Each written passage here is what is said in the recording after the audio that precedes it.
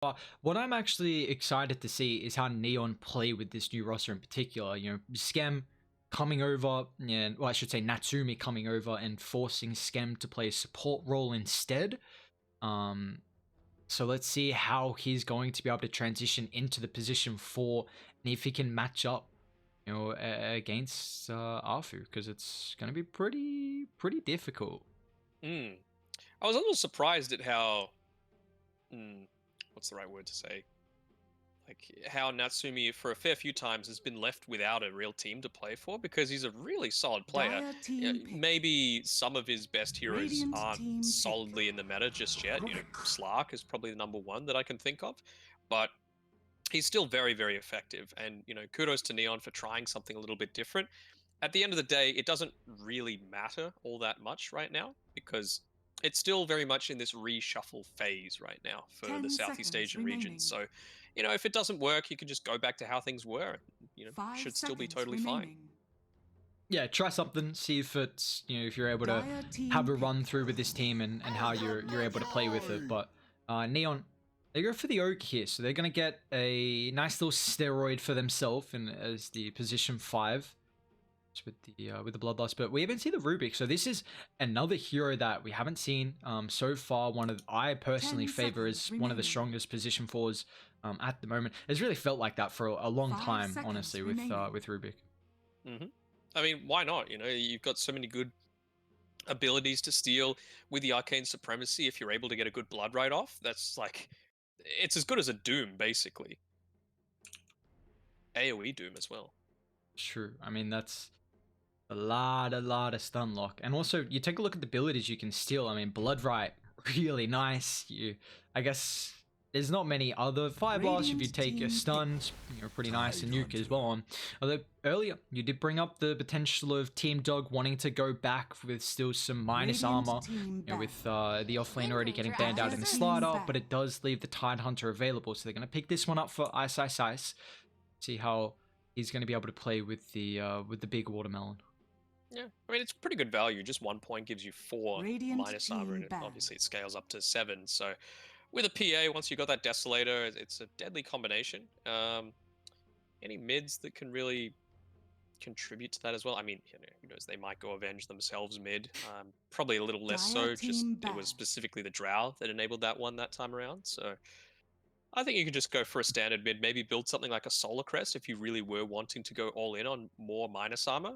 But what are they lacking right now? They're kind of single target focused on Team Dog, whereas there's a lot more AoE potential Radiant on team Neon. pick. So maybe that's something they need to address a little bit. Can you invoke a last pick, or is that a little bit too greedy? I know it's, you know, an Arbed classic. You get the, I guess we saw earlier, the Tide Hunter combo with potentially the Invoker, but it gives you a steroid for the PA with the Alacrity. 10 Yeah, seconds I actually remaining. really like it. You're probably going to be against a Wind Ranger, or at least 5 you'll seconds know what you're remaining. against. And if you go Quas Wax, perfect. You can, like you said, give the Alacrity over to the PA and make that the win condition. Yeah, can't see why not. Seems perfectly viable for me. Although with Neon, who knows where all of these things are going to be laning? You know, it could be an Ogre 1 for all we know, just based off things that Dire we've seen in the team past. pick. We've seen a Faceless Void played in the POS 5 role, but probably not. It's a Morphling being picked up.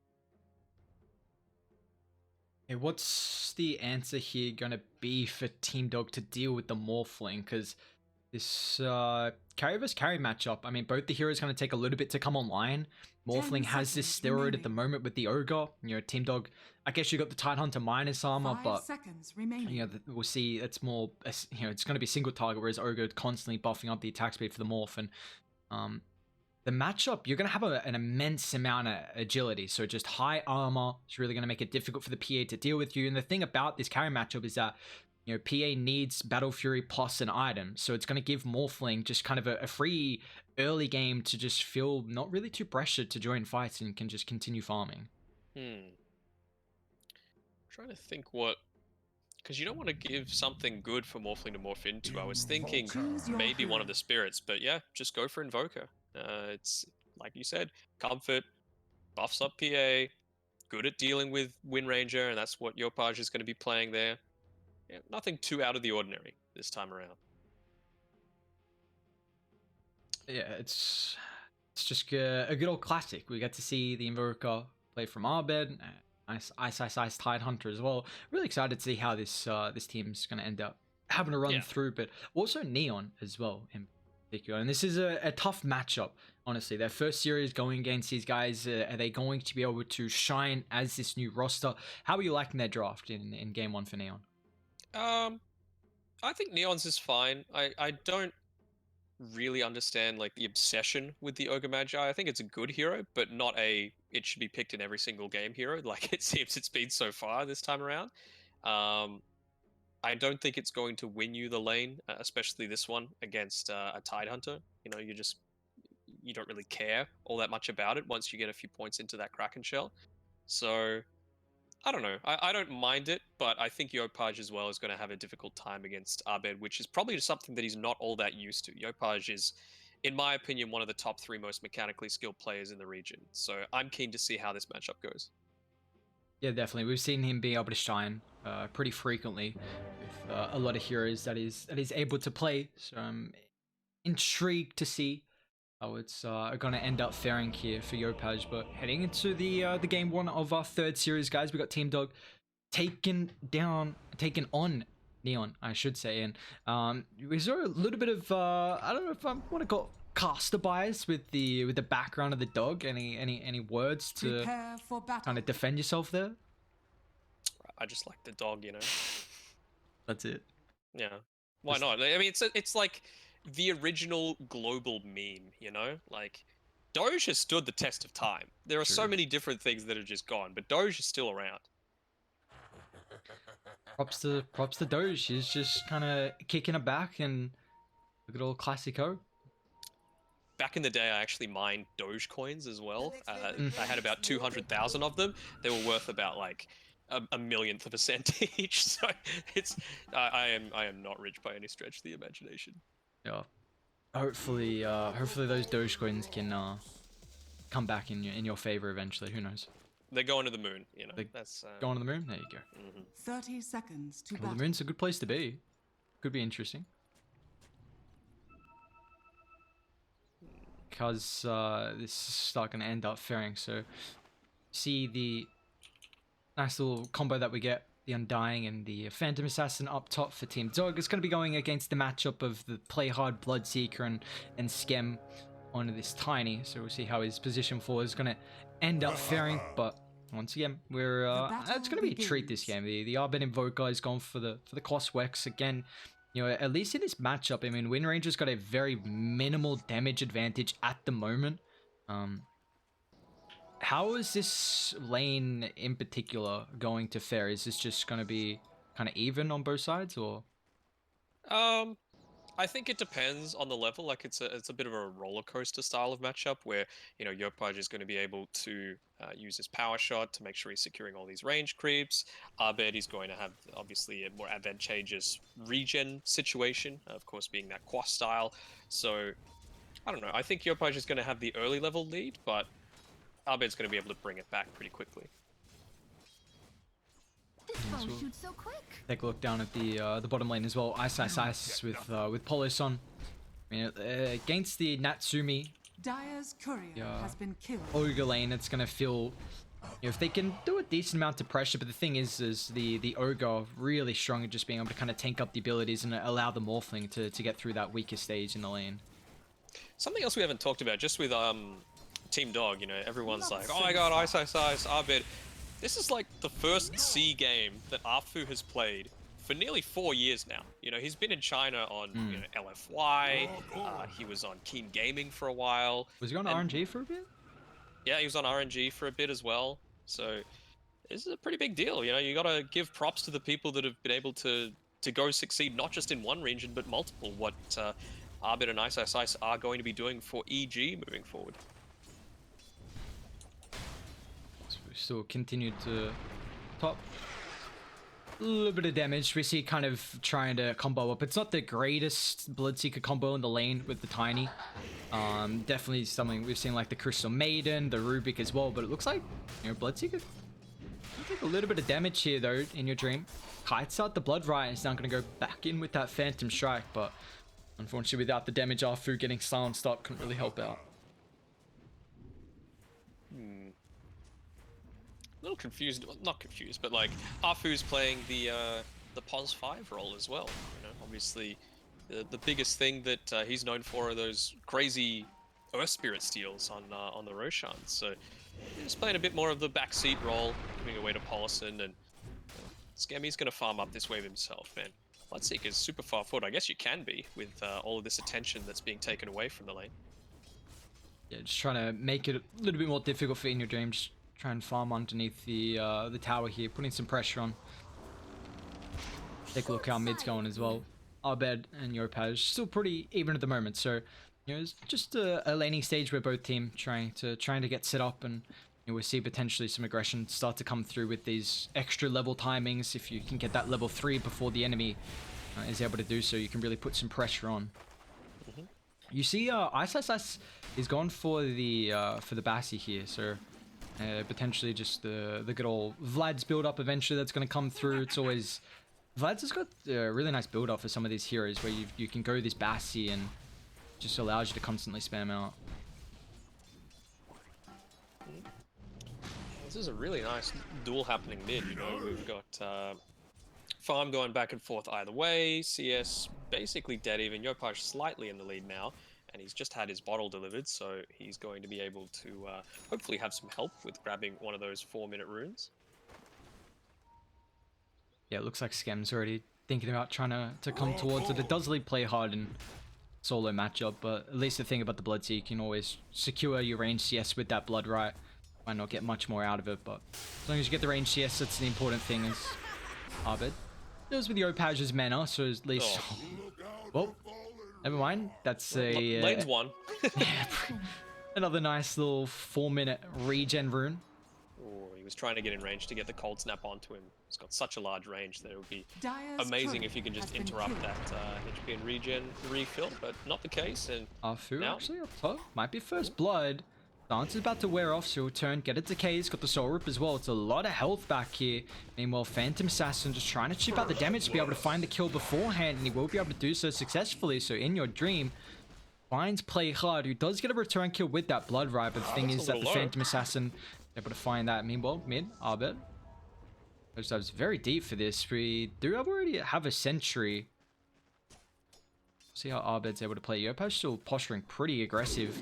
Finds the shackles, sets up. Now let's see if he's got the fall damage. Arbed tries to get some protection with the cold snap, but is able to dive under the tower thanks to the evasion, so no procs will come out. Nicely played from Yopaj, very cute. I'm telling you, man, anyone that can just out 1v1 Arbed has to be a damn good player, and Yopaj has been doing it for at least a year now. Arfu back up top. A little bit low here. Skem's already used the combo, so they won't be able to fall back and pressure that one out. But keeping tabs on bot, it looks like it's relatively even at the moment. And Natsumi's already has the Morbid Mask, so it's gonna give him, at least allow him to fall back and farm the jungle incredibly efficiently, not really relied to bring out extra regen to keep himself afloat, as we are seeing some rotations. Yopaj coming up here. Shackles, not for long duration. He's going to try and attempt to blur into the TP out. Do they have the damage? They do not. And now Poloson, with his telekinesis drag back, play hard. It's going to be alright, Skem. We're going to try and punish this though. They don't have as many creeps going under the tower. They are going to glyph it up to enable this dive, and it looks like Rubik's going to get punished there. Yopaj will claim it. Nicely done. Nicely done. Accomplishes a couple of things as well. That siege creep is still alive here, just whacking away onto that top tower, and with it being pushed in like this, look to see a fair amount of damage coming through onto it as well. Arbed kind of doing the same mid as well with his own catapult. Shoved the wave in, knowing that the Wind Ranger wasn't here, so making sure she tried to miss some CS and some experience as well. It looks like the Ogre already coming mid to try and soak that up. Already level 4 actually at the moment. Level 7, so good amount of damage coming through. Power shot, obviously the vast majority of Wind Ranger's damage, but only 250 gold away from that Javelin. So the focus fire is going to start to come into the equation as well. Scouting out this this stack that's starting to be built up, but nice sentry ward coming through as well to block that by Januel. even placing a ward on the high ground as well, which might get dewarded with positioning how close it is to the that high ground observer ward spot. But it's going to give you a lot of information when Dire try and fall back and take that stack. But it looks like down bot and have some aggression as the telekinesis with the Ravage combo, but Natsumi is able to get the attribute shift off. He doesn't waveform. Oh, well, he's actually completely stuck here, but from Tangos from the Ogre is going to be able to at least eat Natsumi through. So Ravage unfortunately used there without finding a kill, and now they're going to try and look to pressure with the Wind Ranger TPing down. Pudge, he's got that javelin. Ice gonna need a little bit of help here. He's still pretty tanky. Shackles not latching, but and even the Fire Blast doing pretty much nothing there. But they want to continue diving under the tower without any rotations coming out. Ice is incredibly tanky. He's not done just yet. And now Abed finally TP in, finds Tornado onto 2. Man, this Wind Ranger, that's just the instant tip from Ice. Look at the space. They get 2 down bot. Dire's bottom tower He could have power shot as well, just get a little bit greedy. I think you can't afford to do that and just rely entirely on the javelin procs when he's standing underneath, you know, these tier 1, tier 2 towers because of the extra armor that you get from them. Radiant's middle tower is Yeah, under we've seen attack. a little bit of complaint about the carriage just being able to sit under the towers, have this extra armor, extra regen, and what do you do? They just out-sustain the lane. So you're seeing it kind of pay off their down bot to help keep the Tide Hunter alive, and just a nice rotation that finally came through at the end of it all. But you know, keeping an eye on, it looks like In Your Dream starting to try and fall back, try and get some farm throughout the jungle. You know, he does have 2 of his cores on top of the net worth, Ice, and also Abed's Invoker. Abed just came bot to be an absolute nuisance to Natsumi. Even if he doesn't get the kill, he got the EMP combo onto him. Ice is being gone on again. Let's see if he goes down this time. Afu looks like they're going to try and help him with the Soul Root. This time they'll bring him down. It still takes them a while. You see how long it requires them to actually try and kill off this beefy Tide Hunter, which, you know, eventually is just going to allow them to... Diving a Tide just gets so difficult. Where you take a look as well, like, Radiant have to be so careful this game with how heavily they commit against the, you know, a Tide that can counter with a Ravage. You got Invoker who can kind of mess around with Tornado. You drop Tombstone, PA just jumping in as well. Like, it's going to be very difficult. And Neon always have to keep in mind on how aggressive they want to dive, because we saw what happened down bot.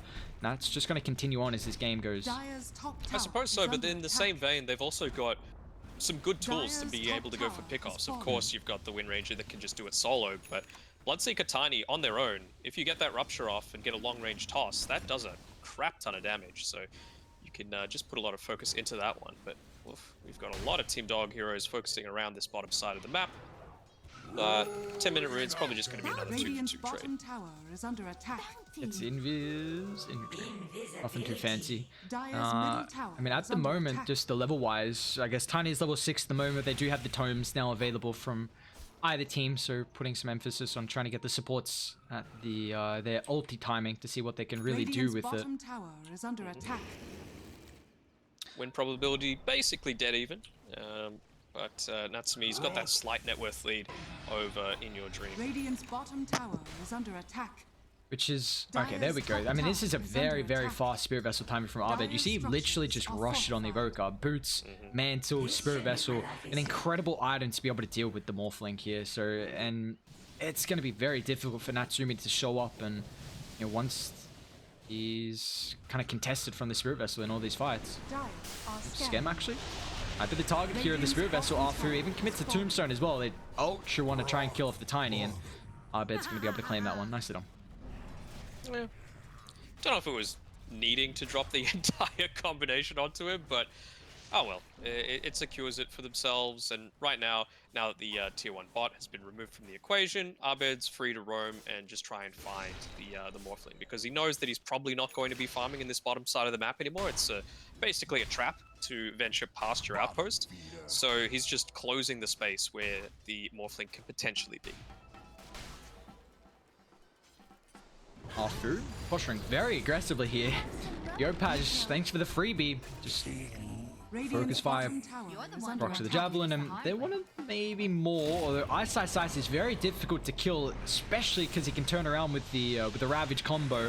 And it looks like instead Ogre runs forward, is like, uh-oh, might have to double back up on the higher ground, although in your dream he's going to show up as well. They get the shackles purged off instantly thanks to the Kraken Shell, and now with the Ravage onto 2, there's a stolen shackles from Polasun. Makes it just a little bit extra sweeter as they find 3. And there's even a DD top if they want to take that and then get that tier 1 mid. Well, that's why Paulson's pos 4, because he can do things like that.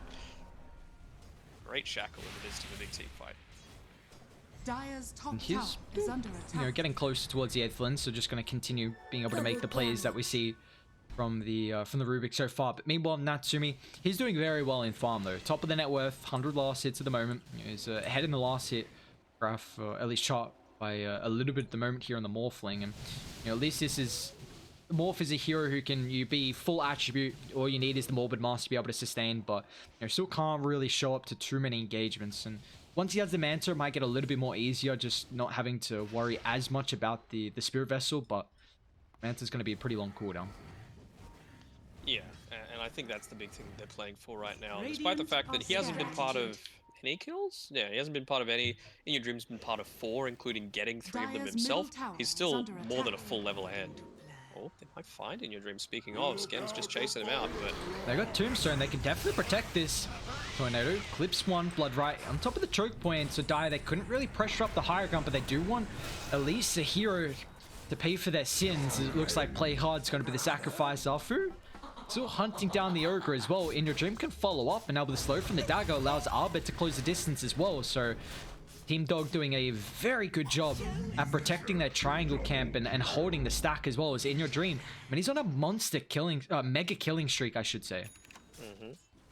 I mean, there's no getting away from this Undying if he gets one right click onto you while he's in Flesh Column form, right?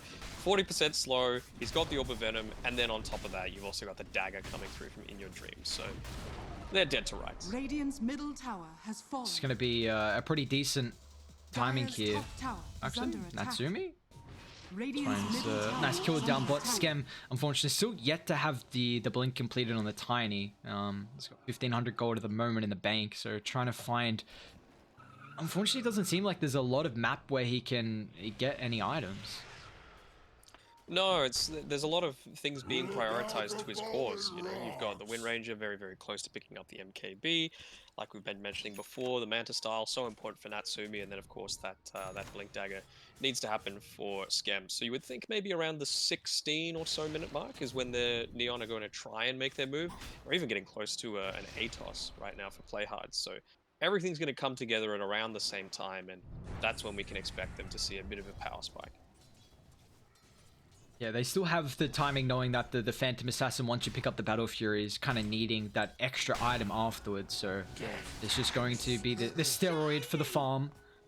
But has still done a very good job at least showing up. You know, we've seen Natsumi get one pick off, but getting closer and closer towards the man. So we do have the bounties across the map though. A real contention for that one, although they're hunting Arfu down bot. Skem with the help of Yopaj should be able to burst him down. Oh, they even got rid of the wards as well, so nice little bit of value there. 550 away from MKB, 50 away from ATOS, 50 away from Blink Dagger, and Manta's been completed. So, yep, not going to be all that far now until they're trying to make something happen. Do they have a smoke ready? Yep. Januel's got one in his inventory, just waiting for the rest of his team, and you can see their time is now. Yeah, it's going to be a big timing for them. A lot of items getting picked up. They really need to try and get some map control, considering Dire have done a very good job at controlling this tier 1 tower mid. And strike. So they do scout out at least the rune, knowing Yopaj is going to have a DD. I mean, if they saw him before a fight broke out, any vision that they had. But I'm really impressed with how Team Dog have been able to protect their high ground. And we've seen Ice literally just positioning mid, which felt like the past 5 minutes here, just being this brute target that's so incredibly difficult to bring down and just being able to shove out the lane at ease. And it really makes it difficult on what Neon can do across the map without having this tier 1 down and constantly mid being shoved out. I don't know, it just feels like Yopaj has been so close for so long, and there were camps that he could have potentially been farming, but just opting to give them to the Morphling. Yes, he's the hard carry at the end of the day, but Let's see, you don't mid want to lane, give... they're going to try Ice, toss back, gets out the Ravage before the Blood Riot. Dire, they're coming over, but it might be a little bit too late, unfortunately, as that Ravage is now for nothing. Looks like Arbed and Co gonna have to try and retreat away. Arfu gets a decent tombstone up on the high ground. Natsumi's gonna be careful how aggressive he goes. Drops the tombstone himself. And then with the Manta gets out of the Spirit Vessel and dying, falling down to the southern side. But it looks like In Your Dream's gonna commit to the fight, but he's gonna be careful because Natsumi just shreds through him with the adaptive strike. Now they want more. We're already fighting 3 heroes. Gonna try and get a little bit extra greedy with getting a 4th. Don't even have to try and commit too heavily there as Yopaj snipes him down with that power shot. A triple for your Wind Ranger, and kind of that is the timing that you were bringing up. Neon hitting these items, and they make a very good fight out of it. I mean, that is like 101 item timings, right? If you ever want a textbook example of why it's important to communicate to your team, you know, I've got this, I just need to wait for this. It's that fight, right? It's so different if they don't have the Blink Dagger. It's so different if they don't have the Atos. It's so different if they don't have the MKB. And, well, Natsumi, he was in a pretty safe position throughout the entire fight, but still, like, 3 of those 4 items were, like, vital in taking that fight, wiping out the enemy's hard carry, and now they're going to take mid from it. Something that, like you've mentioned, Team Dog have put so much attention into defending.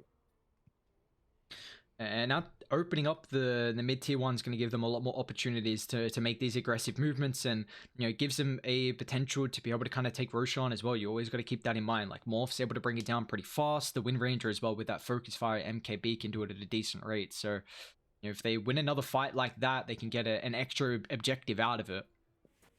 Tier 1's just going to be the name at the moment here for Neon as they claim a 2,000 net worth lead. Probably going to go up, but just a little bit more. But you know, after that fight, they do get a bit of an experience lead. So all's looking good for Radiant at the moment.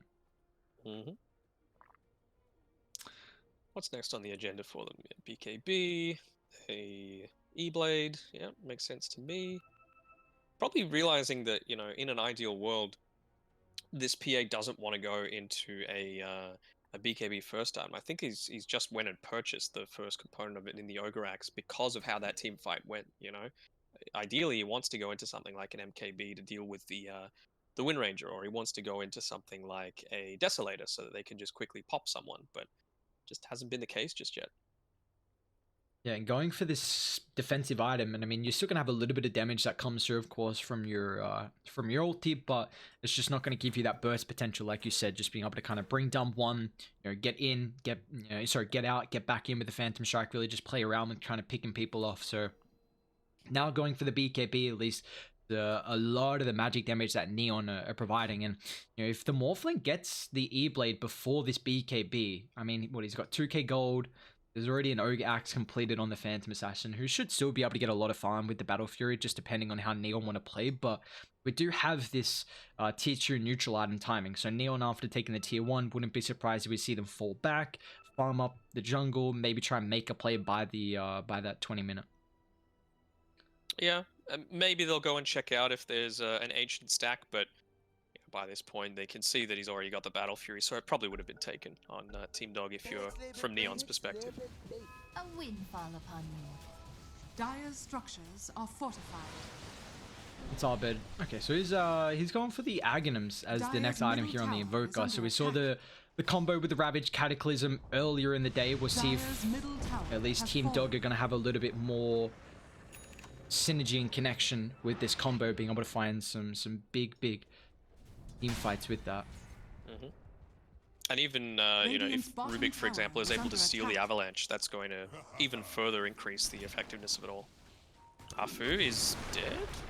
Radiant positioning around their observer on the high ground, so Afu's going to pay the price, and Ice as well is just going to get brought down. So you see Radiant knowing that the Phantom Assassin's still without hitting the timing and taking that tier 1 tower, and now with a couple of pickoffs, they're actually going to think about trying to walk inside the Roche pit here. Why not? It's getting scouted out, but there's only so much you can do. Even if Tidehunter did have buyback and wanted to use it, it's 50 seconds until Ravage is available. So this is a free Roche based off some, it's got to be said, poor positioning coming through from Ice and Afu. Neon just punishing. Hello? Okay. Just lucky no one's... We're not getting an ace situation, okay. Very good. No one's stealing it. See it.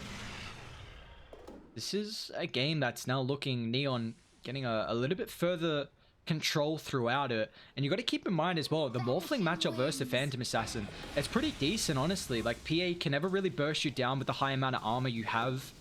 And Natsumi is nicely done. Yopaj and Skem, just the Roman duo. Well, this is exactly what we were speaking about kind of last game, where Dai need to kind of group up because of the win range of MKB just going for these pickoffs. And it's a bit difficult for Dai to group up though, because they've got a Phantom Assassin with the Battle Fury. You want to be farming away from your team. Yeah, exactly. But, you know, like we mentioned before, fantastic pickoff, you know. Wind Ranger could probably do it solo, to be perfectly honest, but just the fact that you've got that, in addition to the Tiny, in addition to the Bloodseeker, it means that Team Dog... Skem? Team fight. Gonna blink aggressively. They drop the Tombstone, instant TP out from the Tiny. The Blood Riot's gonna be able to stop the Ravage cancel, so they will get 3 bounties at the moment from Neon. And now they know that there's no Tombstone as well, so right now they might just be like, sweet, let's go make something happen. Maybe wait for Natsumi to have his E-Blade, but no, he's just TPing straight back, probably going for a smoke. He's getting pretty close to the 18 as well, so he's gonna have only a 4-second downtime with that ultimate. Yeah, they're gonna smoke up. Ice showing mid. I mean, he's got Arfu on the backline, but you got to keep in mind the Tombstone's still down, and now he's just trying to run away, but Disruptions taking him down a little bit. They don't get that toss combo. Actually, they get their own Tombstone with Natsumi showing up, utilizing the Replicate on top of the Undying, and now with the Atos control from the Bloodseeker, they find Arfu as well. A double for Natsumi. Now, he's got enough gold for this Ghost Scepter in a short duration here, and that's going to be right before the BKB. So now Natsumi has got a very good window here of about a minute and a bit where you're able to burst down the Phantom Assassin if they show up. And that's the thing, I don't think Team Dog are going to show up, so it's just more map control that you're losing. It's going to be the mid tower going down now. Maybe they'll opt to... See, my big thing is, like, yes, the tier 1 bot tower is probably the easiest one that you can take, but a lot of the time, when you're in this advantageous position, you don't want to refresh their glyph. You want to go for something like a tier 3 tower or a tier 2 tower, but the lanes just aren't in the position for them to be able to do that. Oh, another pause. Goddamn pauses. You hate to see it. But I mean, it's just a game where they are really utilizing this Aegis. A 6,000 net worth lead now for them, and yeah, they're just gonna try and get this bottom lane shoved in, see if they can control up the triangle camp where they already do have a ward kind of on the back next to that tier 2 tower. So they really need to make sure they actually keep this ward, because it's going to take over the triangle, make it very difficult for the Phantom Assassin to farm that area where In Your Dream really wants to do so, being this ancient clearing hero.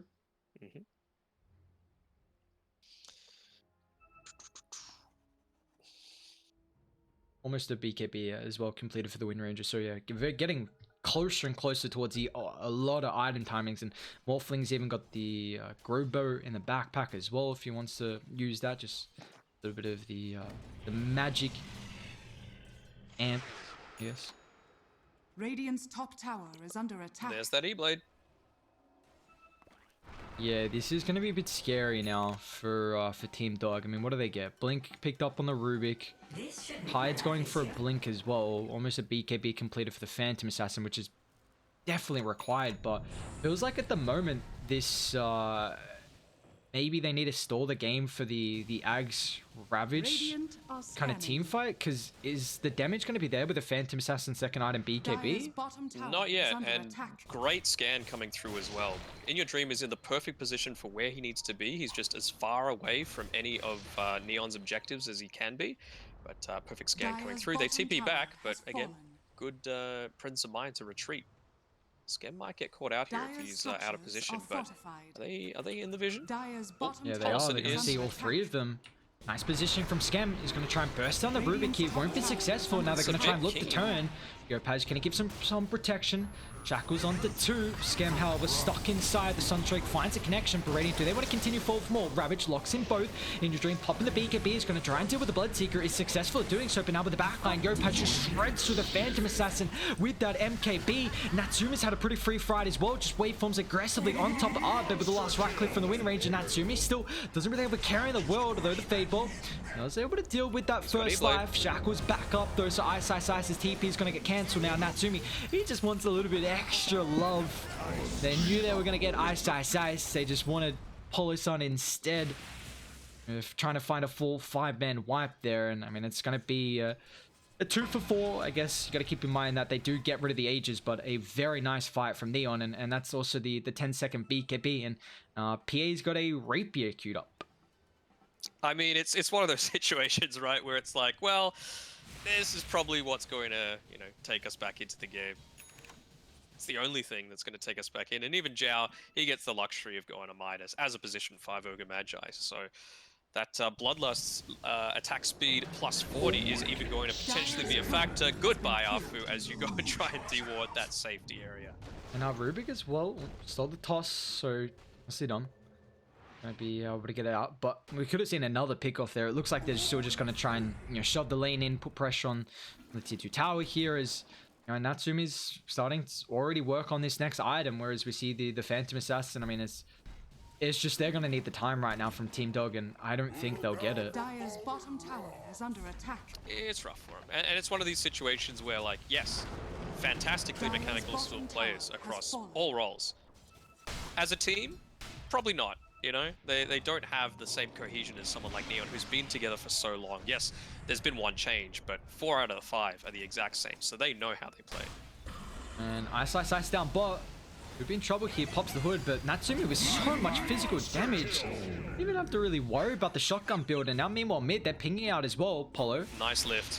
It's telekinesis, instantly used before Scam blink forward, so the instant cancel there on any follow-up, but it does allow Neon to control this bottom side, so they get 2 bounties at the moment. They might try and contest the top bounties as well. Bloodseeker's coming over along with the rest of the team. Shiny! Dangerous position to be in. They're hunting. Oh, they're hungry for blood right now. They might want to look to turn actually with the Alacrity. In Your Dream's going to jump forward, but now with the Force Up provides the space, and Skem's going to counter initiate forward. In Your Dream kites out the BKB. Ready to, they want to continue for more. He's actually just going to TP out, so they'll deal with the supports instead. Undying will pay the price. That's just another BKB usage. Not really getting anything out of it. You see Radiant just get a couple items as well. Natsumi Skadi completed. Wind Ranger just got the blink. Although for Dai, they do have the Aghanims now completed for Arbed. For the twins. Yeah, I mean, you could do everything you can to try and, you know, explain or analyze a way for Team Dog to get back into it. I legit think that this Rapier is it, right? You just need to get a few lucky crits with the Rapier, pick off the Morphling perhaps when he's Agi morphed, and that can bring you back into the game. PA is one of those few heroes that does have that capability. See if they're able to kind of just split push this one out. I mean, the good thing is that Radiant, you know, you don't have Roshan up at the moment, so you really need that to walk up high ground unless you get like a massive pick off there, or they waste Ravage and maybe you feel a little bit confident doing so, but it's just a solo kill. Yopaj with a DD, Arcane. Shackle's gonna be up pretty soon. Ice just gets a TP up, man.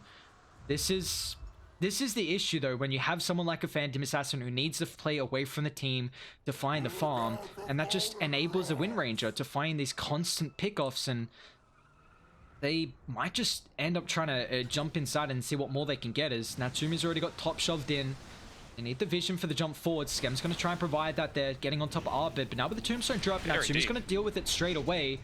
Skem, we're pretty low here. Used try and control him to provide some strays. Sets up for the Sunstrike. Meanwhile, Yopaj once again dealing with the core, just blinking on top of the back with the BKB. Now, there's not really a care in the world. They've got the buyback on the Phantom Assassin, but I mean, if you force that buyback, this game feels like it's incredibly over. So it's a lose-lose situation. Either you lose your racks or you buy back, and then you're that much further away from the Rapier. So he's doing the right thing, in my opinion. You know, it's one lane of racks. It's not the end of the game. Oh but no, look at the damage with the toss and the rupture. There's nothing they can do. Once again, Yopaj had this focus fires as well. It's a godlike Shri for Natsumi. Dire's top barracks has And fallen. unfortunately, we haven't seen this Cataclysm Dire's top Ravage barracks combo has fallen. come into play just yet. They, Neon are just honestly outclassing Team Dog at the moment. a champion team beats a Radiant's team of bottom tower champions is under basically attack. every time. And this is a good example. Now, just a lot of buffs for Natsumi. Play hards. Got that Solar Crest. Just got the Blood Loss as well. My dude's just sieging so incredibly hard and fast. And now with the toss back, Polo is in trouble as well. Unfortunately, nothing they can really do to help him. The Blade's going to be the one to claim his life. That's a beyond godlike streak now for Natsumi. And this is all still, we got to keep in mind, they don't even have the ages. They just know how far ahead they are over Team Dog. And, you know, at least you have the Ravaged Cataclysm combo, which is, I think, the saving grace now without the Rapier from In Your Dream. They're going to have to mount a stellar high ground defense, but how do you find the angle to start without a way to initiate? Maybe you can hope that Neon dive a little bit too far as Yopaj once again going to try and find the core in our bed, but I mean, there's nothing you can do against the BKB. In Your Dream's just going to blink forward, but now he's going to be careful as well. Yu's Rupture controlling. Meanwhile, Natsumi's just going to deal with the backline. Blade Mail does do a little bit, but doesn't at least prevent him from nuking down the support. Now with the buybacks coming out, Ice chucks at the Ravage. There's no follow-up at the moment. It's just the Phantom Assassin, but the Cataclysm is available because the Invoker's down for 30 seconds without a buyback, but they're still running rampant here as Natsumi controlling up In Your Dream. He's incredibly outside the base here. He's going to try and get back in with the Phantom Strike, but it just doesn't matter. Neon styling over Team Dog at the moment, and they'll finally call it quits as the 29-minute victory for Neon's new roster here as they take down Team Dog. Radiant victory. Good gameplay coming through from Neon and just abusing. The big thing that I noticed in that game was that they were so effective at staggering these deaths that Team Dog were always kind of in a position where they were like, oh, I would love to fight, but we're just missing one person. And then just as they're about to respawn, they kill another person. And then again and again and again. And eventually the straw has to break and they end up buying back and trying for this game-ending fight. But by that point, they've gotten so much money from these staggered deaths that it's just a complete whitewash, and Neon are able to close it out.